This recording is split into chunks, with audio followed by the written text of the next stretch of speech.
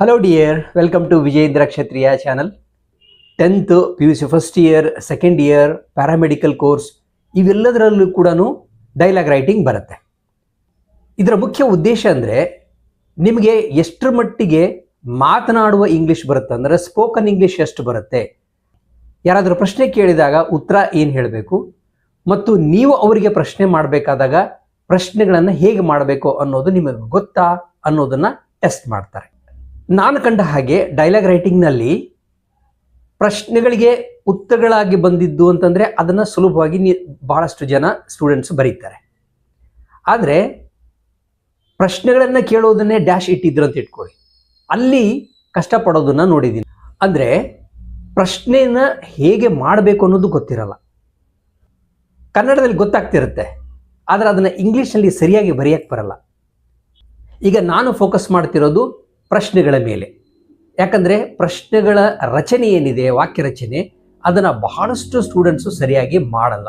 ಈಗ ಇದು ಕಲಿಕೆ ವಿಡಿಯೋ ಆಗಿರೋದ್ರಿಂದ ಕಂಪಲ್ಸರಿಯಾಗಿ ಇಲ್ಲಿಗೆ ನೀವು ಇದನ್ನು ಪಾಸ್ ಮಾಡಿ ಪಕ್ಕಕ್ಕಿಟ್ಟು ಹೋಗಿ ಒಂದು ನೋಟ್ಬುಕ್, ಒಂದು ಪೆನ್ನನ್ನು ನೀವು ತರಲೇಬೇಕು. ಇಲ್ಲ ಅಂದರೆ ಈ ವಿಡಿಯೋ ನೋಡಿದ್ದು ಯಾವುದು ಪ್ರಯೋಜನಕ್ಕೆ ಬರಲ್ಲ. ನಿಮಗೆ ಎಷ್ಟರ ಮಟ್ಟಿಗೆ ಗೊತ್ತಿದೆ ಅನ್ನೋದನ್ನು ಚೆಕ್ ಮಾಡಿಕೊಂಡ ಮೇಲೆ ಏನು ಕಲಿಬೇಕು ಅನ್ನೋದರ ದಾರಿ ತುಂಬ ಸುಲಭವಾಗಿ ಗೊತ್ತಾಗುತ್ತೆ.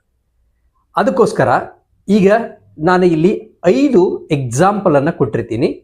ಎಲ್ಲೆಲ್ಲಿ ಡ್ಯಾಶ್ ಇದೆಯೋ ಅಲ್ಲಿ ಏನು ಬರಬೇಕು ಅನ್ನೋದನ್ನು ನೀವು ಫಿಲ್ ಇನ್ ದ ಬ್ಲ್ಯಾಂಕ್ಸ್ ಮಾಡಬೇಕು.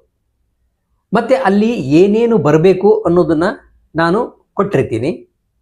ಅಲ್ಲಿ ನೀವು ನೋಡ್ಕೊಳ್ಳಿ, ನಾನು ಕೊಟ್ಟಿರ್ತಕ್ಕಂಥದ್ದಕ್ಕೂ ನೀವು ಬರೆದಿರ್ತಕ್ಕಂಥದ್ದಕ್ಕೂ ಸರಿ ಇದೆಯಾ, ಅಂದರೆ ಪ್ರಶ್ನೆಗಳನ್ನು ರಚನೆ ಮಾಡಲಿಕ್ಕೆ ನಿಮಗೆ ಸರಿಯಾಗಿ ಬರ್ತಾ ಅನ್ನೋದು ಖಚಿತ ಆಗುತ್ತೆ. ಅಲ್ಲಿ ಒಂದು ವೇಳೆ ಬಂದಿಲ್ಲ ಅಂದರೆ ಈಗ ಅದನ್ನು ಕಲೀಲೇಬೇಕಾದಂಥ ಅನಿವಾರ್ಯತೆ ಇದೆ.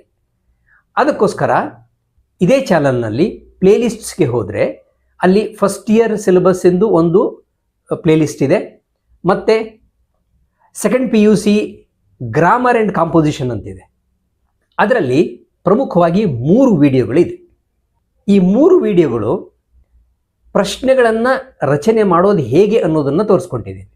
ಇವುಗಳು ಸುಮಾರು 10 ನಿಮಿಷ ಅಥವಾ 15 ನಿಮಿಷದ ವಿಡಿಯೋಗಳು ಒಂದಿದೆ ಅಷ್ಟೇ. ಸೊ ನಿಮಗೊಂದು ಗಂಟೆ ಒಳಗಾಗಿಯೇ ಇದು ಆಗಿಬಿಡುತ್ತೆ. ಈ ವಿಡಿಯೋದ ಕೊನೆಯಲ್ಲಿ ಆ ಪ್ಲೇಲಿಸ್ಟ್ನ ಲಿಂಕನ್ನು ಕೊಟ್ಟಿರ್ತೀನಿ, ಅದರ ಮೇಲೆ ಒತ್ತಿದರೆ ಪ್ಲೇಲಿಸ್ಟ್ ಸಿಗುತ್ತೆ.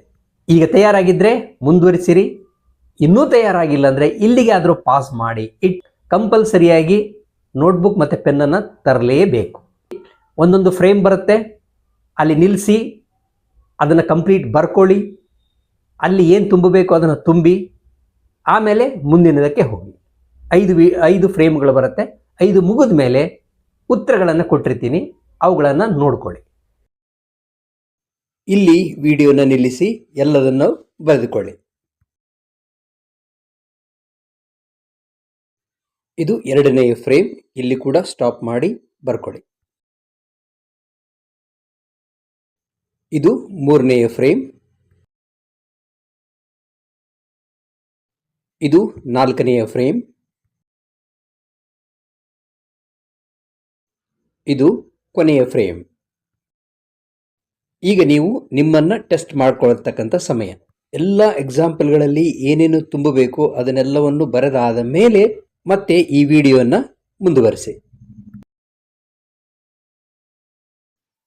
Can you book a car for me, son? I want to go to a hospital, XYZ hospital or any other name.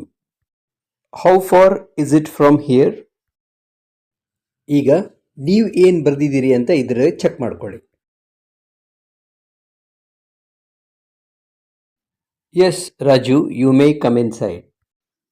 Why are you late? Okay, sir, I will leave early.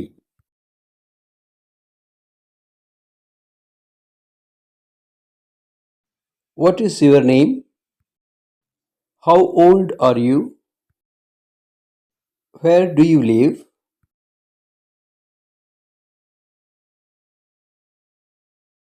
Do you have warm idlis? Yes, sir. Would you like to have tea, sir? Okay, sir. I shall serve you later, or I shall serve you after you finish idlis.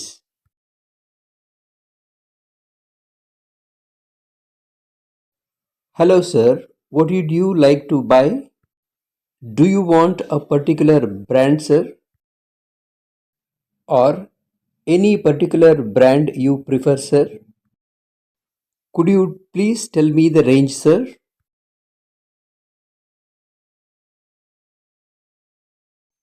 ಈಗ ಇಲ್ಲಿ ಕೊಟ್ಟಿರ್ತಕ್ಕಂಥ ಎಕ್ಸಾಂಪಲ್ಗಳಲ್ಲಿ ನಾನು ಏನನ್ನು ತುಂಬಿದ್ದೀನೋ ಮತ್ತು ನೀವೇನನ್ನು ತುಂಬಿದ್ದೀರೋ ಇದರಲ್ಲಿ ಬಹಳ ವ್ಯತ್ಯಾಸ ಇದ್ದರೆ ಇಲ್ಲಿ ಇದರ ಮೇಲೆ ಒತ್ತಿ ನಿಮಗೆ ಆ ಪ್ಲೇಲಿಸ್ಟ್ ಸಿಗುತ್ತೆ.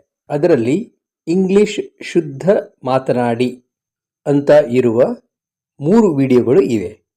ಆ 3ಅನ್ನು ಸರಿಯಾಗಿ ನೋಡಬೇಕು. ಆಗ ನಿಮಗೆ ಪ್ರಶ್ನಾರ್ಥಕ ವಾಕ್ಯಗಳನ್ನು ಹೇಗೆ ಮಾಡಬೇಕಂತ ಪಕ್ಕಾ ಗೊತ್ತಾಗುತ್ತೆ. ನಂತರ ಈ ವಿಡಿಯೋದಲ್ಲಿ ಕೊಟ್ಟಿರ್ತಕ್ಕಂಥ 5 ಎಕ್ಸಾಂಪಲ್ಗಳನ್ನು ಏನು ಬಿಟ್ಟ ಸ್ಥಳ ತುಂಬಿದೆ ಅವುಗಳ ಬಗ್ಗೆ ವಿವರಣೆಯನ್ನು ಕೊಟ್ಟಿರ್ತಕ್ಕಂಥ ವಿಡಿಯೋ ಮುಂದೆ ಸಿಗುತ್ತೆ. ನಿಮಗೆ ಡೈಲಾಗ್ ರೈಟಿಂಗ್ ಪಾರ್ಟ್ 4 ಅಂತ ಇರುತ್ತೆ.